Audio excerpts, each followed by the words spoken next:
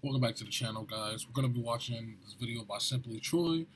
This guy tends to know what he's talking about when it comes to Boruto. He's really knowledgeable when it comes to Boruto. So let's see what he has to say. Boruto is on a generational run. Now, when I say that, many people might wonder what he means or why I'm saying this. It is because in Two Blue Vortex, many have said that it has yet to miss with a single chapter, and it has a plot twist so good, according to some, that it completely changed their view on Boruto and made them quote-unquote switch up. Well, I don't know how I feel about the Kurama thing, but yes, they have not missed since the time skip. They're 9 for 9. There's only 9 chapters right now in Two Blue Vortex, and they have not missed not one fucking chapter. It's all been fire. I disagree with this notion. Not because I think Boruto is bad in these chapters or that I think it actually only gets good after this, but completely the opposite. Due to my recent reread of Boruto and actually diving into the deeper meanings and themes of a lot of characters and hidden narratives within a few arcs, it goes without saying that I think Boruto has almost a flawless run, or a run that is only done better by a manga that is truly a 10 out of 10 without a single flaw, or something that you think is the peak of media or fiction. Now, in the future, I will like to make a more in-depth video on the specific topics said within this video, but for now, this will serve as a video that just minorly talks about some of those themes and narratives that I mentioned that I think makes the run of Boruto truly something impressive. I won't touch on Naruto and Sasuke because they had a completely other 700 chapter manga that we know is very impressive and dives into their characters better than I would do justice in this video. I mean, after my reread of Boruto, genuinely it is one of the only mangas that has either a complete roster of good arcs or a complete roster of good arcs besides one bad arc, or in even simpler terms, all hits and no misses. This is up to even the current Two Blue Vortex arc or chapter 9 of the current Two Blue Vortex manga. But to start us off, let's begin with one of my personal favorite arcs, that being the first arc, the Momoshiki arc. The Momoshiki arc serves as the perfect start off for Boruto's character, establishing first that something in the future happens to destroy everything in the village, gaining everyone's attention and making the viewers want to read more and get to the next page. After this, though, Boruto starts to narrate the story, telling us that our favorite Naruto is only a part of this story at the beginning, and that Boruto isn't a story about a boy wanting to become Hokage like his dad, because his starts off with a brat who wanted his dad's attention, and he just can't help that his dad is a part of his story. Now, what surprised me about this is how obvious they were with their intentions when writing this arc, almost like they knew it would be misinterpreted and put down because people just hate that, oh, a kid's acting like a kid.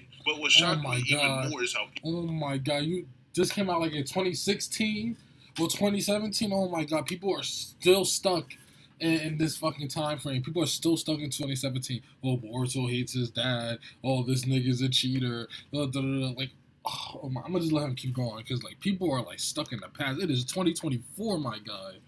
People still misinterpreted his character and misunderstood the story and didn't understand anything despite them being so obvious with the intentions. But what I think truly makes this arc great is it gives a relatable and understandable character flaw to Boruto with his family issue and why he's mad at Naruto, but by the end of the arc he gains the will of fire while also coming to terms with his father and becoming understanding, even the villain serving as a parallel to Boruto if he were to be a cheater, that being Momoshiki, while Naruto showing him what hard work can get. See, bro, he said it himself, bro. That little plot point was resolved in one arc, and they won't let it go with the, oh, he hates Naruto, oh, he's a cheater. Happened for one arc. It's like, the word character development doesn't exist when it comes to people who don't like Boruto. Like, you say character development, they'll be like, you feel me? They stumble on their words, they don't know what to say, but it's okay, let's keep on. This arc did everything flawlessly, giving us a banger start off to a truly great run it has had.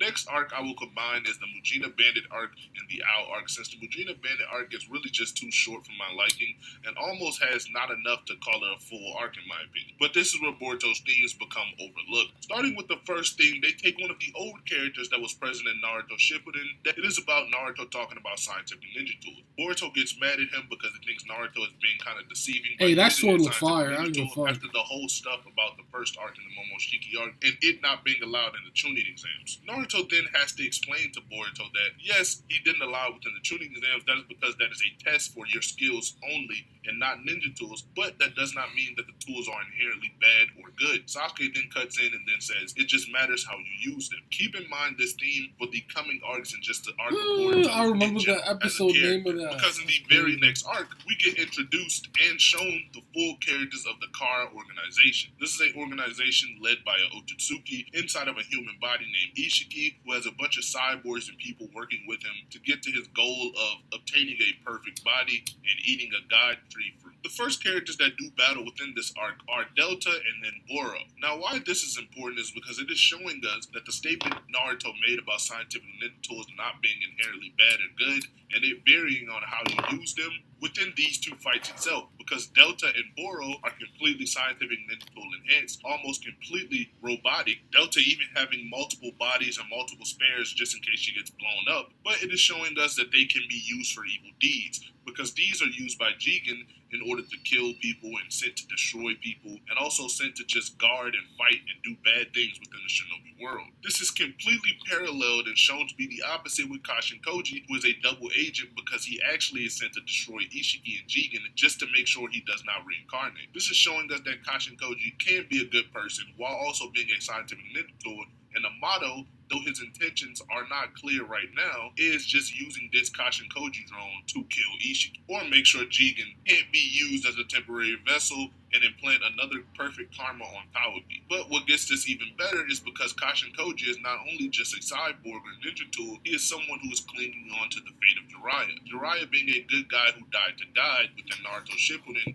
and Kashin Koji being another good guy or scientific ninja tool good guy who is also battling God, but he does not end up dead like Jiraiya. He only ends up crippled and runs away after completing his mission via Amato and being used as a good tool, now in Two Blue Vortex, leading Boruto to become the hero of the ninja world. This is basically showing us that yes, not only are scientific ninja tools not inherently bad, like was stated by Naruto, but also clinging on to the fate that was Jiraiya and having a different outcome makes this a complete upgrade in Jiraiya's character and what Jiraiya's fate was. Now on to Kawaki, who I will dive into his personal narrative a little later, but he also embodies the concept of it just matters how you use the tool is not inherently bad, because unlike Delta or Kashin Koji or Boro, he is not good or bad. He is more or less in a gray area as he is just a kid who does not want to be harmed anymore and escapes from Kara's clutches, but also does not want to be in a village with Naruto because he feels like it will turn out just like Jigen, because he has so much trauma from being so young and abused by every family that he's had that he no longer knows love. But what Naruto does is instill this love and happiness into Kawaki, him paralleling a vase or vessel, because that's what Jigen viewed him as, but instead of instilling happiness and warmth into the body that is Kawaki, or the vessel, he instills pain, evil deeds, and just bad thoughts. This is shown when Kawaki breaks the vase, showing how Naruto is breaking Kawaki as a being, and when he rebuilds it to put water in it, shown when the vase starts leaking and Kawaki starts to cry, it comes full circle in the fact that it rid him of all of the evil that Jigen instilled in him. While his character still has cracks, he still has time to rebuild himself and grow, shown with the one tear that goes down his face. Because now that he has rebuilt himself somewhat, not perfect, and he just Nigga Kawaki's character arc is fire, bro. Like y'all really need to understand how good of a character Kawaki was in part one, man. Recently thought that karma was the only way to fill his hollow body. But Boruto as a brother and Naruto as a father figure continues to just build his character, like I said. This is one theme that is not overlooked at all, because Kawaki is one of the characters that people don't suffer from the reading comprehension devil, and it can actually comprehend his character. But I guess that is only in part one, because as you'll see with this video, part two Kawaki kind of gets overlooked a bit and mischaracterized. But moving on, because Kawaki's character actually grows and develops even past this, though, like I said, I will dive into that once we get to the Two Blue Vortex section, or the section within the Code arc. Moving on to the main big bad, or the villain of this arc, which just gets overlooked so much because people think because he's strong and because he's powerful, that is all it is to his character. But I think Kishimoto Kodachi did a great job of fleshing out Ishiki, so I will just go over what the themes he embodies are. But besides his parallels with Kawaki, we get the first key detail on Ishiki's character once he resurrects in Jigen's body with his short lifespan versus Kashin Koji. He is talking to Kashin Koji about how everyone has a fate predestined,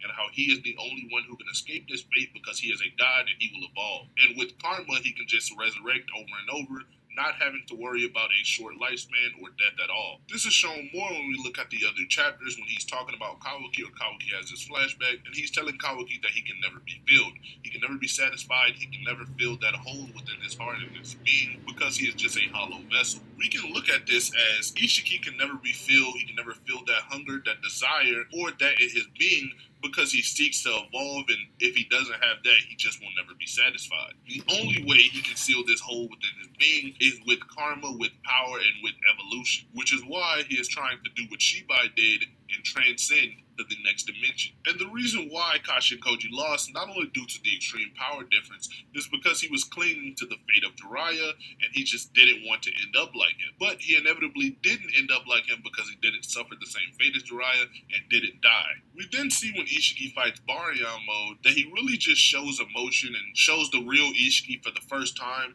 when he's on the brink of losing and brink of just throwing away everything that he's worked towards for 1,000 years. When Baryon Naruto is able to not only just beat up on him, but bring him closer to death than anyone had previously, even Kaguya. This is a person who is shown to be scared of fate, who is shown to be scared and empty, and the one who doesn't want to die is now losing to a bunch of people who have battled fate a long time ago and who don't care to throw away their life for something that they love. He just can't seem to understand that. This is why he yells and throws a fit, almost like a man-child. Ishiki is then beaten by the very person who filled that hole, the very person who is no longer a vessel for darkness and despair, the person who was shown happiness by Naruto, and the person who he said was empty and would never fill their hole in their heart, Kawaki. This makes his character come full circle and serves as a flawless end to his character. After this, the last thing we see of Ishiki is him passing on his ideals to Code, showing a passing of the torch of sorts. Because now that he cannot complete his goal, he wants the person who respected him the most and served Kara the most dearly, even being weakened due to his following of Jigen and Ishiki as a guide, to just continue the legacy. This is showing that he realizes that you're not supposed to run away from fate, you're not supposed to play God, you're not supposed to be this unkillable, unbeatable, just omnipotent person. You're supposed to pass on your ideals to the next generation, which is one of the overarching themes of Boruto as a whole, making him one of the greatest and most well-written characters Kishimoto or Kodachi has ever done. I love Ishiki. He has to be my favorite in the entire series, besides probably Kawaki or Jura, but I'll dive into them more later.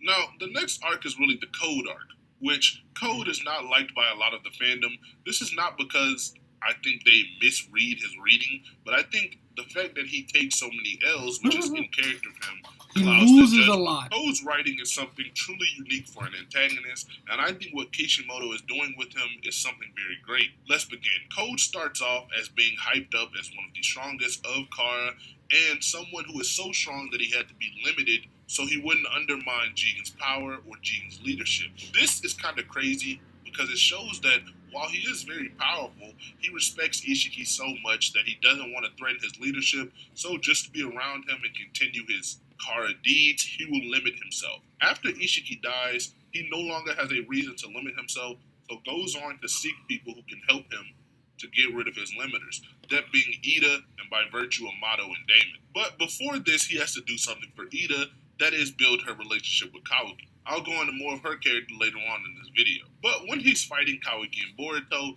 he is meant to parallel them because not only does he know a lot about karma and seeks this power for his own, but they are ones who are trying to find a way to get rid of karma, Kawaki already being someone who has gotten rid of karma, and Boruto being someone who doesn't want the karma mark anymore either. He is showing them that yes, there are beings who want the Otsutsuki to control them, want this Otsutsuki power, and just want to do evil and continue on the legacy of the Otsutsuki. After being defeated by Borishiki and Kawashiki respectively, he goes back to the base with Ida and Damon and captures Amato after taking a little trip to Konoha through a claw mark that he left on Shikamaru.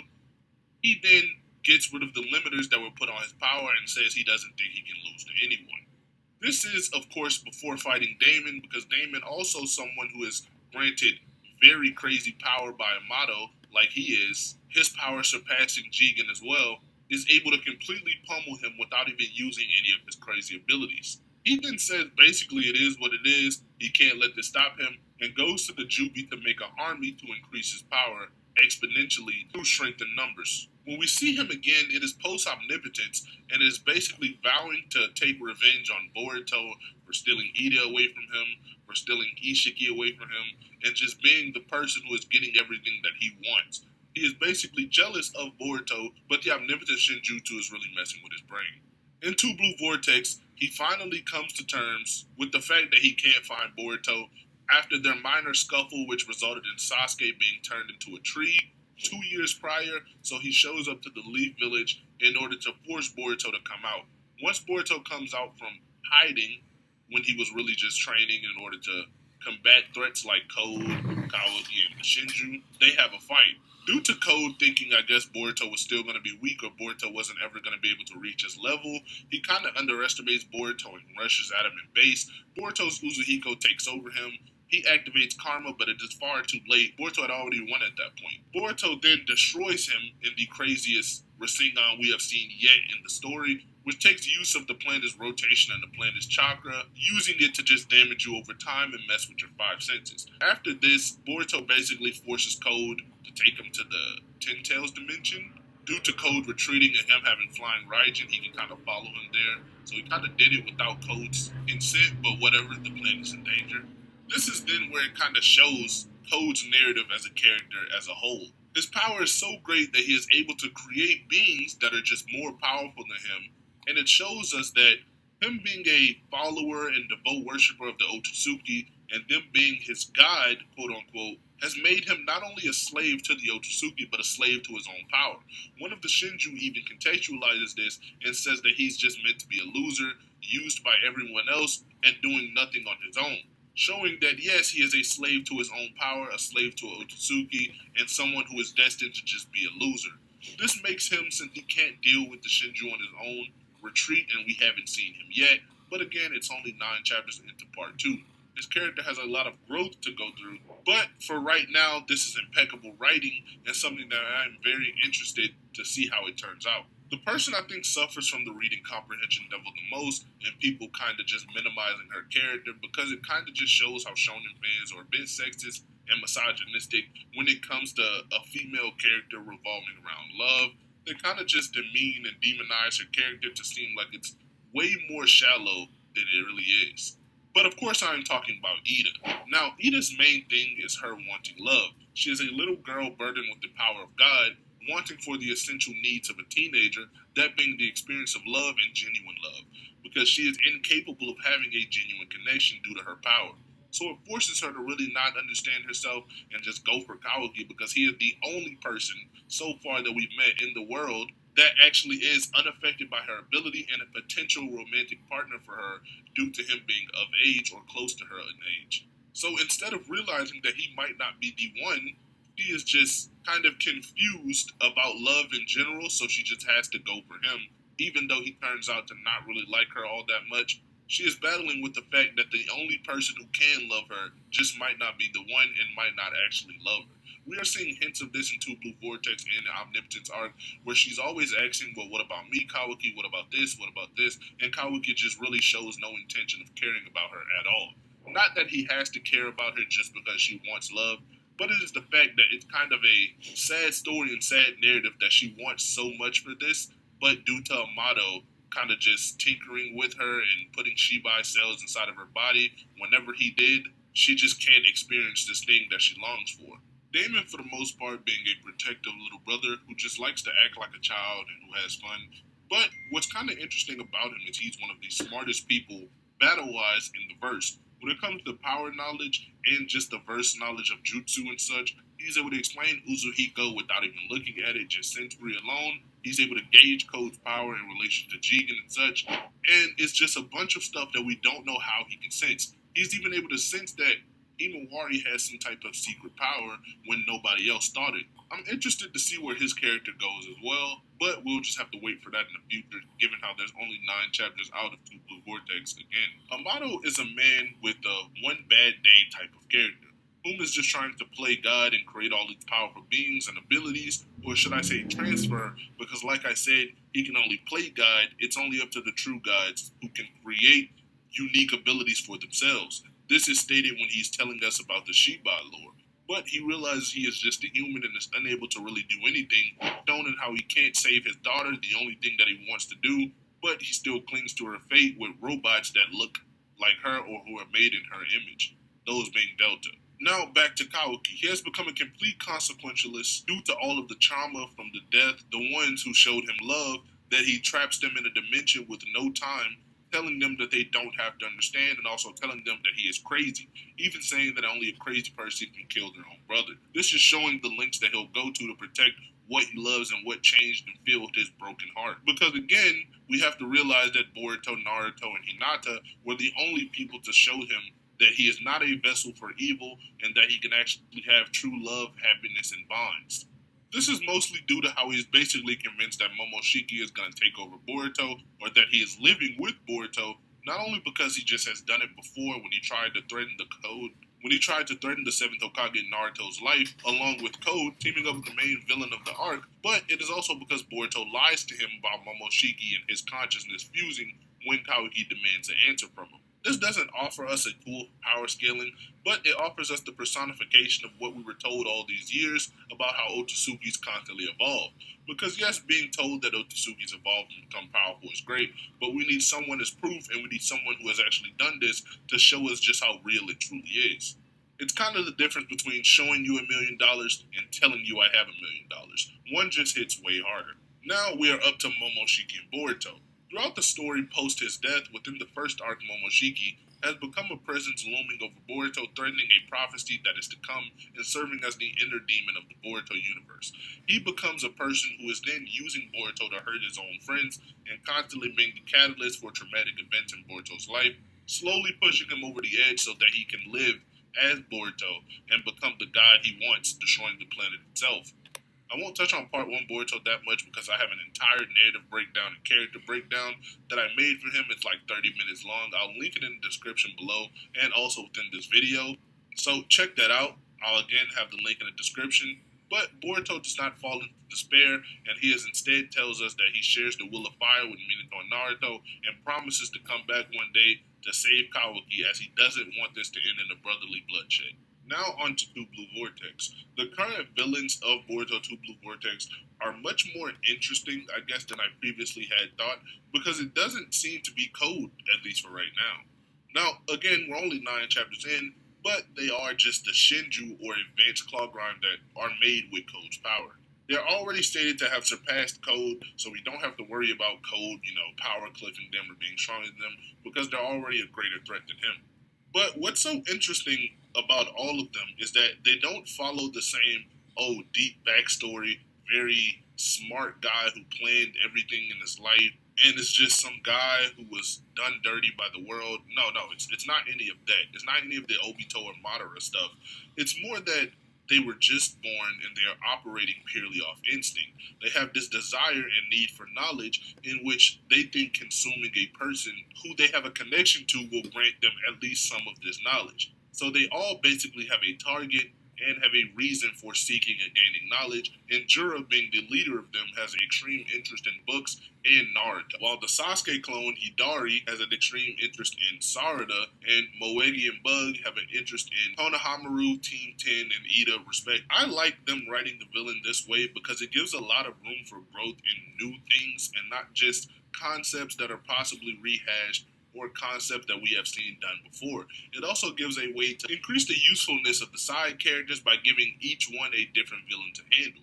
This makes me excited for the future and growth of these characters, and excited to see how they will be defeated.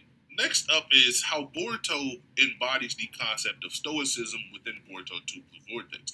Now, adult Sasuke was already a stoic due to all of the emotional things that he went through with part 1 and part 2. It inevitably made him a stoic because of his job. Boruto now have adopted this same concept as he has the weight of the world and is the only hope for the shinobi world now that all of the old gen heroes are either sealed or dead. Boruto, even though his master is a tree, even though his father is sealed in a dimension where time doesn't flow, even though he can't seem to see his family or have the same warmth and love that he once felt, even though he can't even be around Sarada or his own teammates, even though his brother is trying to kill him and is out for blood, he still sits there with a stern expression, not buckling under fear or emotions and just trying to get the job done. He is aware that the whole world is against him. He is aware that he is in the worst possible position, but he's still focused on his mission without complaint and without any of the teary-eyed depressed or sad BS. This, I think, elevates his character so much more because we can see sometimes this stoic expression and stoic look kind of cracks when he's met with something very emotional or when he makes a mistake, but he still withholds it and upholds these expressions nonetheless, kind of showing that he has adopted this Sasuke type persona or Sasuke type look because his master has been basically the only one he's trained with throughout the 3 years that he's been missing, him and Kashin Koji. Kawaki has become a full consequentialist, not even just in part 1 or at the end of part 1 showing us the links he'll go. Now we see the full reason and reasons to be scared of the power that is karma and of the Otsuzukis in general, with the Claw Grime and with Boruto not knowing how to control his karma. Even though we have Naruto guiding to kind of push off her character with a great emotional start, and throughout Boruto Part 1, she's kind of embodying what it means to be Hokage and showing us her ninja way and just how much she will do to protect the village and protect her friends, even going as far as force her father to become a rogue ninja again, just to keep Boruto safe, and awakening the Mangekyo in one of the most emotional days that a shinobi has ever faced, especially at 12 years old. Into Blue Vortex, she is now clashing with the Hokage and clashing with Kawaki, showing us that he won't have his way within the Leaf Village, and showing us that she won't stand for things being the way they are because it's just unfair. This partnered with how she will eventually have to clash with, and now with Hidari as an enemy, her relationship and feelings with Sasuke leaving the village, and the consequences of the Omnipotence Jutsu kind of has to come full circle, and she has to come to terms with all of this to show that she can be the Hokage. Lastly, we have Mitsuki's relationship with Boruto and Kawaki, and him finding who his true son is, and inevitably being able to shine on his own, not needing anyone to show his light or illuminate the darkness that he cast as the moon. This will be an arc of Mitsuki showing himself self-respect and showing that he can do everything on his own without needing someone else just to constantly be around him to show his full potential. He has already begun to show signs of this with him and Boruto's battle within Chapter 6 and Chapter 7 of Boruto.